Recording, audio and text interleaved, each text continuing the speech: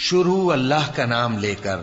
جو بڑا مہربان نہایت رحم والا ہے۔ جب سورج لپیٹ لیا جائے گا اور جب تارے بے نور ہو جائیں گے اور جب پہاڑ چلائے جائیں گے اور جب بیاہنے والی اونٹنیاں یوں ہی چھوڑ دی جائیں گی اور جب وحشی جانور جمع کیے جائیں گے اور جب سمندر آگ ہو جائیں گے اور جب روحیں جسموں سے ملا دی جائیں گی اور جب اس بچی سے جو زندہ دفنا دی گئی ہو پوچھا جائے گا کہ وہ کس گناہ کے سبب قتل کر دی گئی، اور جب اعمال کے دفتر کھولے جائیں گے اور جب آسمان کی کھال کھینچ لی جائے گی اور جب دوزخ کی آگ بھڑکائی جائے گی اور جب بہشت قریب لائی جائے گی،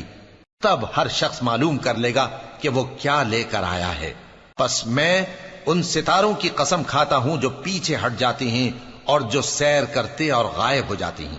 اور رات کی قسم جب وہ پھیلنے لگتی ہے، اور صبح کی قسم جب وہ نمودار ہوتی ہے، کہ بے شک یہ قرآن اس فرشتہ عالی مقام کا سنایا ہوا پیغام ہے جو صاحب قوت ہے، مالک عرش کے ہاں اونچے درجے والا ہے، سردار ہے، ساتھ ہی امانت دار ہے۔ اور مکے والو، تمہارے رفیق یعنی ہمارے پیغمبر صلی اللہ علیہ وآلہ وسلم دیوانے نہیں ہیں،